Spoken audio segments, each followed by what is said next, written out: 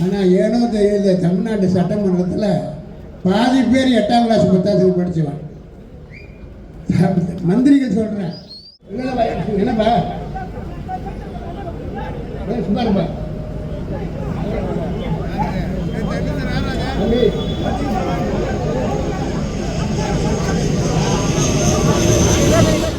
நிறுவனருக்கு கொடுக்கப்பட்ட வரவேற்பாக தோன்றவில்லை. குறிப்பாக மிகப்பெரிய மாலை, ஒருவேளை எடப்பாடியார் வருவார் என்றது மாலை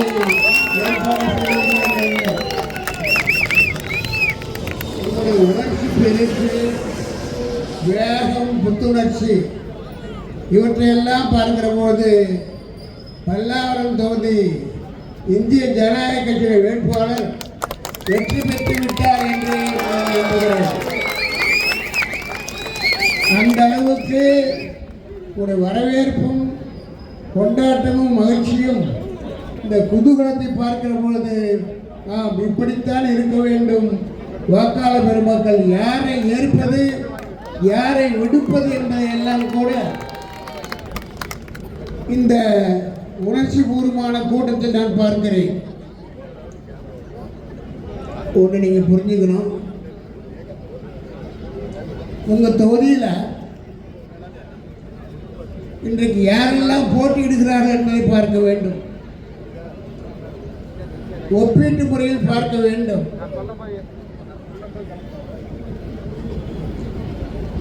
இன்றைக்கு 4 முனை போட்டி என்பதை அறிவீர்கள். ஆனால் உண்மையிலேயே போட்டி என்பது திமுக அதிமுக தான்.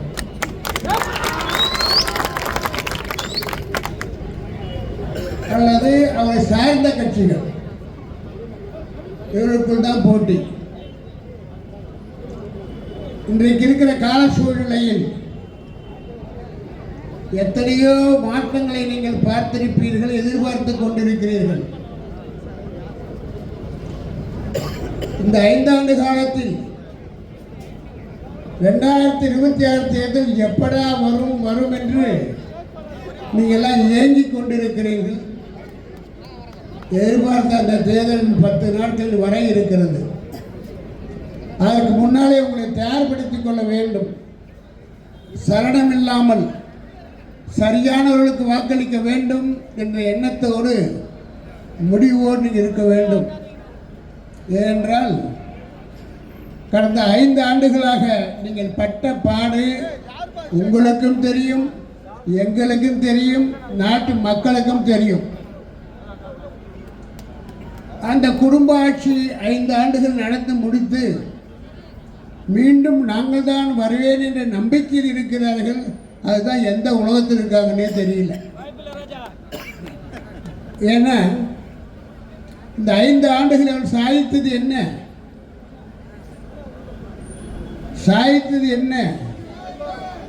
ஒன்றும் கிடையாது. கரண்ட் வரியை உயர்த்தினாங்க, அதே போல் வீட்டு வரியை உயர்த்தினாங்க, அது மட்டும் இல்லாமல் பத்திரப்பதிவை உயர்த்தினாங்க, விலைவாசியை உயர்த்தினார்கள். இதுதான் அவர் சாதனை.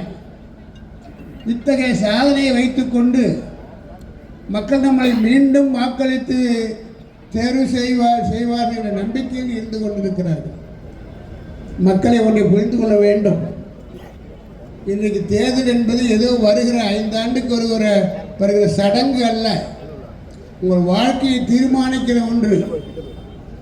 ஒவ்வொரு மனிதனுடைய வாழ்க்கையிலும் வரப்போகிற 5 ஆண்டு வளமாக இருக்கப் போகிறீர்களா, மீண்டும் நீங்கள் கஷ்டப்பட போகிறீர்களா என்பதை முடிவு செய்கிற தேர்தல் தான் இது.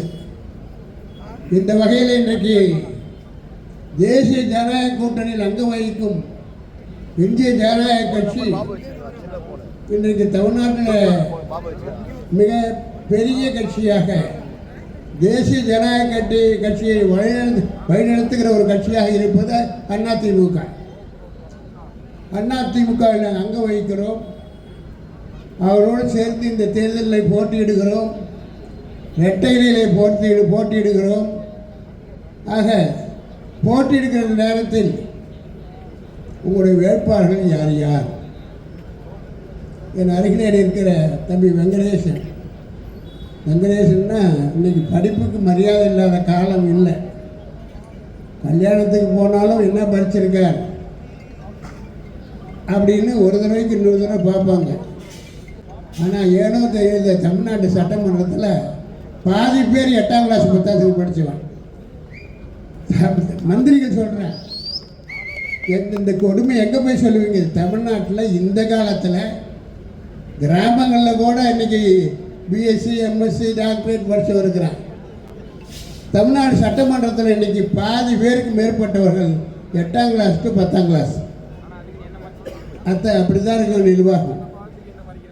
ஆனால் உங்கள் வேட்பாளரை பொறுத்தவரை இவர் பிஎல் படிச்சிருக்காரு, எம்எல் படிச்சிருக்காரு, டாக்டரேட் படிச்சிருக்காரு. அது மட்டுமல்ல, டாக்டரேட் இன் இங்கிலீஷ் எல்லாத்தையும் வச்சுருக்காரு. இதெல்லாம் தேவைதானா என்று யோசிக்கக்கூடும். தேவைதான். சட்டமன்றம் என்பது என்ன? உங்கள் ஊருடைய பிரச்சனைகளை, தெருக்களுடைய பிரச்சனைகளை, மக்களுடைய பிரச்சனைகளை சட்டமன்றத்தில் எழுந்து பேசுகிற பொழுது சொல்லுவாங்க, அண்ணா பாராளுமன்றத்துக்கு சென்ற பொழுது ஒரு 5 நிமிஷம் 10 நிமிஷம் பேச கொடுப்பாங்க, டைம் கொடுப்பாங்க. அதுக்கு மேலே பாராளுமன்ற இடம் கிடையாது. எனக்கு தெரியும் அந்த அனுபவம். அண்ணா அவர்கள் முதல் முறையாக சென்ற பொழுது நேரு அங்கே உட்கார்ந்திருக்கிறார். அவர் கொடுக்கப்பட்ட நேரம் 5 நிமிடம். ஆனால் நேரு அதை பக்கத்து அறையிலே பார்த்து கொண்டது. நேரு அவர்கள் இல்லை அவருக்கு நேரம் இல்லை, அவர் 1/2 மணி நேரம் பேசலாம் என்று சொன்னார். எதனால்? பேச்சு திறமையால், சொல்லப்படுகிற கருத்தை வலுவாக சொன்ன காரணத்தினால், ஆங்கிலத்தினுடைய எழுச்சி அழகாக பேசியதான் அப்படி சொன்னார். அது மாதிரி தான் உங்கள் வேட்பாளரும். இன்றைக்கி சட்டமன்றத்துக்கு அனுப்புகிறீர்கள், இங்கேயும் அதே ரூல் தான். 5 நிமிஷம் 10 நிமிஷம் எழுந்திரிப்பார்.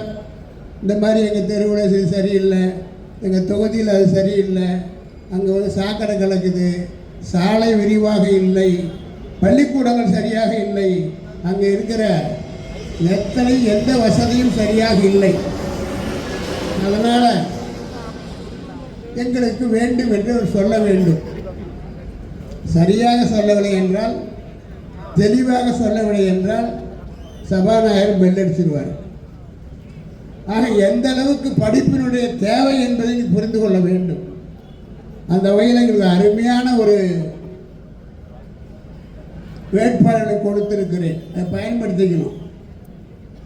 மற்றவங்கெல்லாம் பார்த்தீங்கன்னா, மற்ற கட்சிகள்லாம் பார்த்தீங்கன்னா, இப்போ சட்டமன்றத்தில் மந்திரியாக இருக்காங்கல்ல, அந்த மாதிரி வேட்பாளர் தான் கொடுத்துருக்காங்க. கேள்விப்பட்டேன் 8ஆம் கிளாஸு 10ஆம் கிளாஸு 15. அதெல்லாம் சரியில்லை. அப்போ நீங்கள் வளரலையா? நாட்டு வளர்ச்சி பற்றி கவலை இல்லையா உங்களுக்கு? என்னை பற்றி எடுத்து சொல்ல, என் பகுதியை பற்றி எடுத்து சொல்ல, என் தொகுதியை பற்றி எடுத்து சொல்ல, அங்கே இருக்கிற மருத்துவ தேவைகளை எடுத்து சொல்ல சரியான ஒரு வேட்பாளர் இருக்க வேண்டும். அந்த வகையில் தம்பி வெங்கடேசன் அவர்கள் உங்களுடைய அருமையான வேட்பாளர். எங்களுடைய பாசறையிலே படித்தவர்.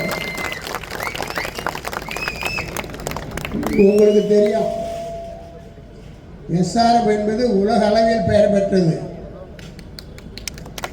அது நிறுவப்பட்டு 60 ஆண்டுகளுக்கு மேலாகிறது. என்னை உங்களுக்கு தெரிகிறதோ இல்லையோ, எஸ்ஆர்எம் தெரியாதவர்கள் தமிழ்நாட்டில் இல்லை, இந்தியாவில் இல்லை. ஏன் இந்தியாவில் மட்டுமல்ல, உலக அளவில் 60 நாடுகள் சேர்ந்திருக்கு. ஒருவேளை எஸ்ஆர்எம் தெரியலன்னு சொன்னால் நீங்கள் இந்த உலகத்திலே இல்லைன்னு அர்த்தம். இந்த நேரத்தில் கூட பல்லாவரத்தில் பார்த்தீங்கன்னா ஏறத்தாழ 3000 மாணவர்கள் படித்து கொண்டிருக்கிற இதே பல்லாவரத்தில். அதோடு மட்டுமல்ல, அதை சார்ந்த வேலை பார்ப்பவர்களே இங்கே 500க்கு மேலே இருக்கிறாங்க எஸ்ஆர்எம்ல. நான் இதெல்லாம் எதுக்கு சொல்கிறேன்னா, இதெல்லாம் ஒரு வாய்ப்பு. உங்கள் ஊரை நல்லபடியாக வளர்த்தெடுத்து பிரச்சனையை தீர்த்து இந்த நாட்டு மக்களுடைய, உங்களுடைய பகுதி மக்களுடைய வேலை வாய்ப்பை உண்டாக்கி, இன்றைக்கி தெருவில் சந்தாக கிராமத்துக்கு தெருவு மாதிரி இருக்குது. காரணம் என்ன? இதற்கு முன்னாலே இருந்த சட்டமன்ற உறுப்பினர்கள் அக்கறை காட்டவில்லை, அல்லது அவர்களால் செய்ய முடிந்தது அதுதான். அதனால் ஒன்றை மக்களை புரிந்து கொள்ள வேண்டும். சரியானதை தேர்ந்தெடுப்பது என்பது இது தானாக ஏற்படுகிற ஒரு நிகழ்ச்சி அல்ல, கவனத்தோடு செய்ய வேண்டிய நிகழ்ச்சி. சரி, இந்த ஆட்சி ஏன் வேண்டாம், ஏன் கூடாது என்பதற்கு என்ன காரணம் சொல்லுங்க. இப்போ பார்த்தீங்கன்னா திமுக, அதிமுக மிகப்பெரிய ஒரு வாக்குறுதியை புத்தகமாக போட்டு கொடுத்திருக்கிறாங்க. இன்னைக்கு திமுக போட்டு கொடுத்திருக்கிற அந்த புத்தகத்தை பாருங்கள். அதை தயாரித்த அந்த குடும்பம் யார் என்பது உங்களுக்கு தெரியும்.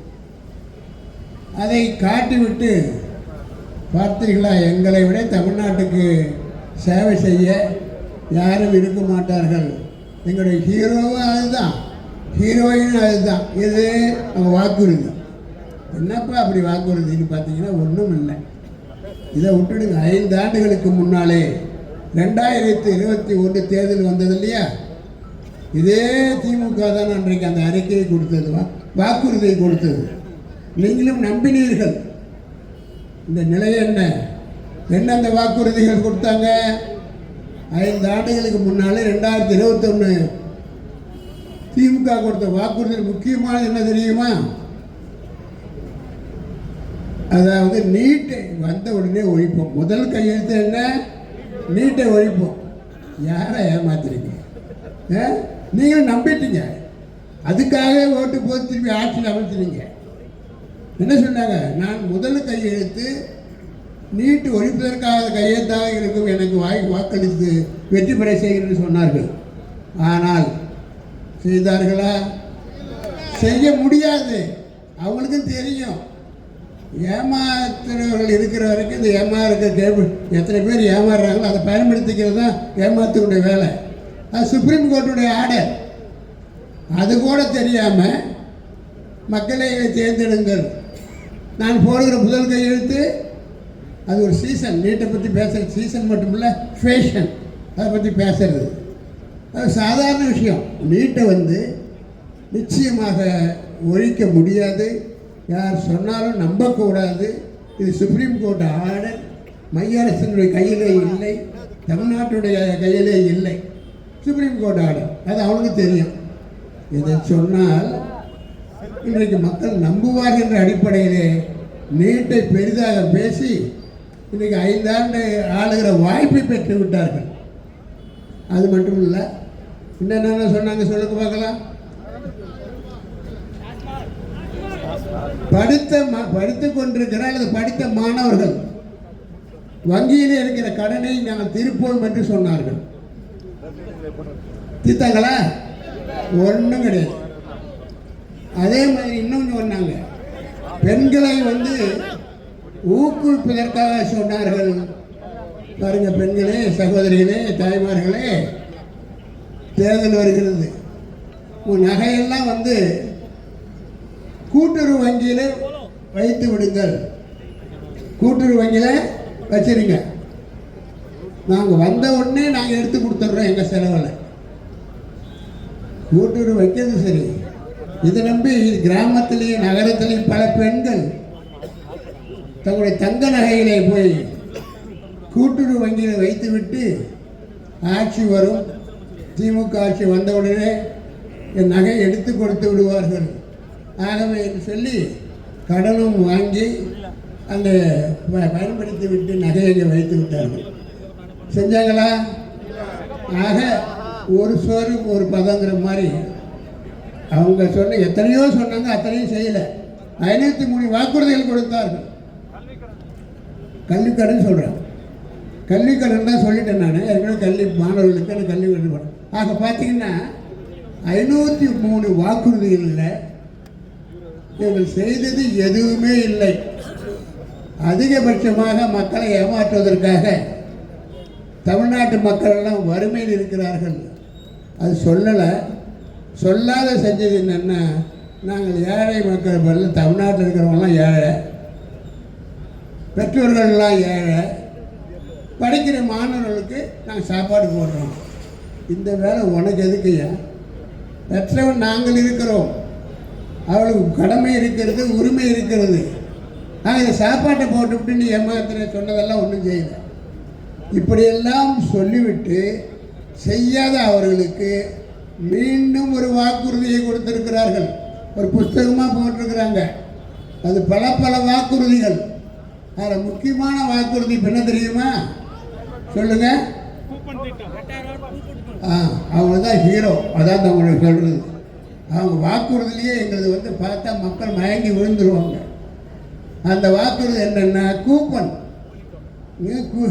கூப்பன் கூப்பன் இது புது வார்த்தை. கூப்பன் என்ன கூப்பன்? 8000 ரூபாய்க்கு கூப்பன். இந்த 8000 ரூபாய்க்கு கூப்பன் வச்சுக்கிட்டு எங்களை வெற்றி பெற செய்யுங்கள். வந்த பிறகு நான் அதை இந்த 8000 ரூபா கூப்பனில் நீங்கள் கொண்டு போய் ஃப்ரிட்ஜு வாங்கலாம், அது வாங்கலாம், ஃப்ரிட்ஜு வாங்கலாம், மிக்சி வாங்கலாம், கிரைண்டர் வாங்கலாம், இந்த மாதிரிலாம் சொல்லி நீங்கள் அதை நம்புவீர்கள் என்று எண்ணி இன்றைக்கு அவருடைய பேசப்படுவதே அவருடைய ஹீரோ ஆஃப் தி தீர்ப்பு. இது என்னென்னு பார்த்தீங்கன்னா கூப்பன். அது மட்டும் இல்லை, 2000 ரூபாய். இப்போ 1000 ரூபா கொடுத்தாங்களா, இது 2000 ரூபா. எடப்பாடியார் பார்த்தார், நீ என்னையா போய் கூப்பன் கொடுக்கறது 8000 ரூபாய்க்கு? நான் வந்தால் 10,000 ரூபா அக்கௌண்ட்டில் போடுறேன். நான் வந்தால் 10,000 ரூபா. நீ கூப்பன் எடுத்துக்கிட்டு நான் கடை கடையாக அலையணும். அந்த கூப்பன் எடுத்துக்கிட்டு நான் கடை கடையாக அலையணும். நீ எந்த கடையில் கமிஷன் கொடுப்பானோ அந்த கடையை காட்டுவேன். நான் அங்கே போய் வாங்கினா அந்த கமிஷன் உனக்கு வந்துடும். ஆக கூப்பன் எடுத்துக்கிட்டு கடை கடையாக அலையதான் நமக்கு வேலை. கொடுக்கறதுன்னா நேரடி எடப்பாடி செலவு 10,000 ரூபா அக்கௌண்ட்டில் வந்து விழும். அது சொல்வதற்கு இது துப்பில்லை. காரணம்,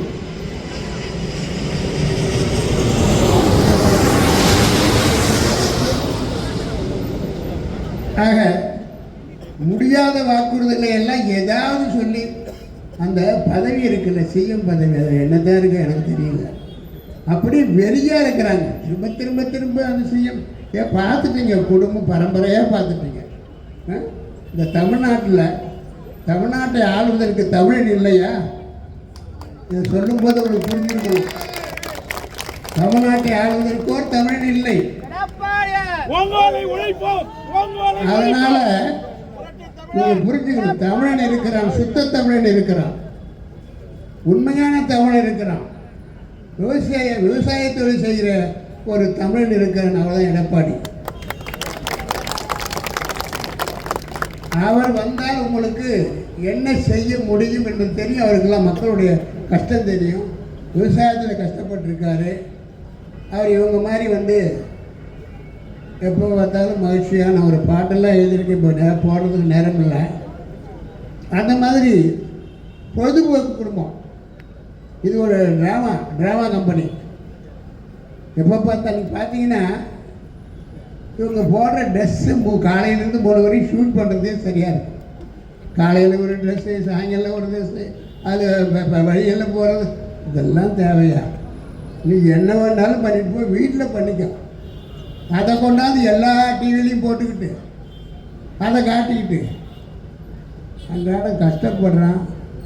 அடுத்த நாள் என்ன ஆகுமோன்னு நினைக்கிறான். அவனுக்கு இது வேடிக்கை காட்டிக்கிட்டு இருக்கீங்க. ஆக நீங்கள்லாம் யோசிக்கணும். ஆக இப்போ சொல்கிறாங்க, கடந்த முறை சொன்னீர்கள், செய்யவில்லை, பட்டு விட்டீர்கள், தெரிந்து கொண்டீர்கள், அவனை ஏன் நம்புவீங்க? இப்போ புதுசாக கூப்பனுங்கிறீங்க, அதுவே செய்யலையே, நீ கூப்பனில் கொடுக்குறதுன்னு சொன்ன நம்பலாமா? அது கூப்பன் 8000ங்கிறது பேப்பர் எங்கே போகுதோ தெரியல. இவங்க எதை சொன்னாலும் என்ன பண்ணுவாங்க தெரியுமா? பல வாக்குறுதிகளை கொடுப்பார்கள். கடைசியில் அந்த 5 ஆண்டு முடியுது பாரு, அந்த நேரத்தில் 2 மாதம் இருக்கும்போது நான் அதை தரேன்னு சொன்னது ஆரம்பிப்பாங்க. அப்போ தான் வீட்டுக்கு 1000 ரூபா கொடுக்குறது எப்போ ஆரம்பித்தாங்க? ஆட்சி முடிய போகிறதுக்கு 1 வருஷத்துக்கு முன்னாடி ஆரம்பித்தாங்க. அதுக்கு 1000 இது கொடுக்குறாங்க, கண்டிஷன் போட்டாங்க. அதனால் மக்களை புரிந்து கொள்ள வேண்டும். தேர்தல் என்பது ஒரு விளையாட்டு அல்ல, உங்கள் வாழ்க்கையை நிர்ணயிக்கிற ஒரு மிகப்பெரிய ஒரு சாசனம். அந்த சாசனத்தை நீ சரியாக பயன்படுத்தி கொண்டால் உங்களால் நிச்சயமாக இன்றைக்கு எதிர்காலம் நலமாக இருக்கும், வளமாக இருக்கும். அது மட்டுமல்ல, தமிழ்நாடு இன்றைக்கி யாராவது சொன்னாங்கன்னா நான் தான் வந்தேன், நான் தான் ஆட்சி புரிந்தேன், நான் முதல் நம்பர் 1 ஆக்கிட்டேன், இந்த கதையெல்லாம் விட வேணாம் சார். அதெல்லாம் சும்மா. நீங்கள் ஒருத்தர் வேணாம், எங்களுக்கு அரசியல்வாதிகளே வேண்டாம், ஆட்சியில் எந்த கட்சியும் வேணாம்.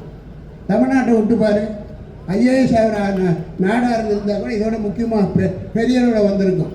காரணம் என்ன? தமிழ்நாட்டு மக்கள் அறிவாளிகள், உழைப்பாளிகள் அவர்கள். அது மட்டுமில்லை, நல்ல நேரமாக நம்முடைய தமிழ்நாடு அதாவது எந்த பிரச்சனையும் இருக்காது. வடநாட்டுக்கு போய் பாரு, அதிகபட்சமான வெயில், அதிகபட்சமான மழை. அதே போல் அங்கே இருக்கிற வெளிநாட்டுக்காரன் அந்த காலத்தில் யாரெல்லாம் வந்தார்களோ, படையெடுத்து வந்தார்களோ, குறிப்பாக இஸ்லாமியர்கள் படையெடுத்து வந்தாங்க. அது பாதிக்கப்பட்டது யார்? வடநாட்டவர்கள். தமிழ்நாடு பெரிய அளவில் பாதிக்கப்படல. ஆக தமிழ்நாடு வளமாக இருக்கிறது என்றால், வளர்ச்சியாக இருக்கிறது சொன்னால், அந்த தமிழ்நாட்டினுடைய அமைந்துள்ள அந்த நிலப்பரப்புடைய தன்மை, அங்கே வாழ்கிற மக்களுடைய அறிவாளித்தனம், உழைப்பாளித்தனம், அதை நீங்கள் நாங்கள் தான் எல்லாம் பண்ணணும்னு சொல்லாதீங்க. அதனால் தமிழனுக்கென்று ஒரு தனி குணம் இருக்கிறது. அவன் தானே தன்னை பார்த்து கொள்வான். என்றாலும் கூட ஒரு அரசியல் அமைப்பிலே இன்றைக்கு போன்ற தேர்தல் வரும், தனக்காக தேர்ந்தெடுக்க வேண்டிய அவசியம் இருக்கிறது என்பது மட்டுமல்ல. இப்போது நான் சொல்ல ஒரு கூப்பன் கொடுத்தாங்க இல்லையா, இவங்க நம்ம அதிமுக மரியாதைக்குரிய வருங்கால முதல்வர் எடப்பாடியார் என்ன சொல்லியிருக்காரு? அவர் பட்டியலிட்டிருக்காரு. நீங்கள் அங்கே பட்டியல் கொடுத்தாங்க 503, எதுவும் செய்யலை. தெரிப்பாக 3 கொடுத்தாங்க, அதுவும் செய்யலைங்கிறது எல்லாத்துக்கும் தெரியும். ஆனால் இன்றைக்கு எடப்பாடியார் அவர்கள் இவர்களை பார்த்து கொண்டு நான் என்ன ஆயுதம் எடுக்க வேண்டும் என்பதை எதிரியை தீர்மானிக்கிறான் என்பது போல இன்றைக்கு எடப்பாடியார் அவர்கள் மிக அருமையான வாக்குறுதிகளை கொடுத்திருக்கிறார்கள். அதற்கு தான் பேர் இல்லத்தரசிகள் பணிசுமையை குறைக்க விலையில்லா குளிர்சாதன பெட்டி ஃப்ரிட்ஜு. நீ கொடுக்குற அந்த 8000 கூப்பனில் ஃப்ரிட்ஜு வாங்க முடியாது, இது பண்ண முடியும். என்னப்பா சும்மா இருப்பா.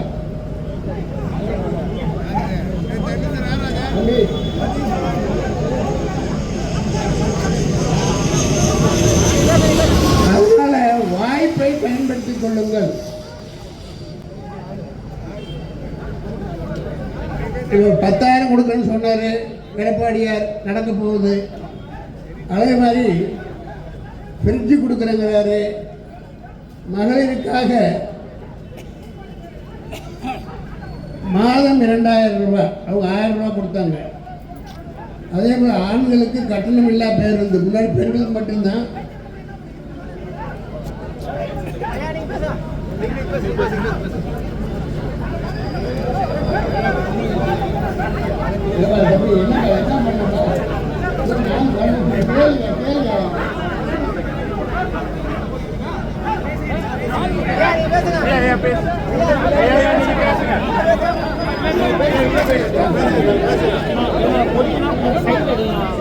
அதனால்தான் பல வாக்குறுதிகளை கொடுத்திருக்கிறார், நிச்சயமாக செய்வார்.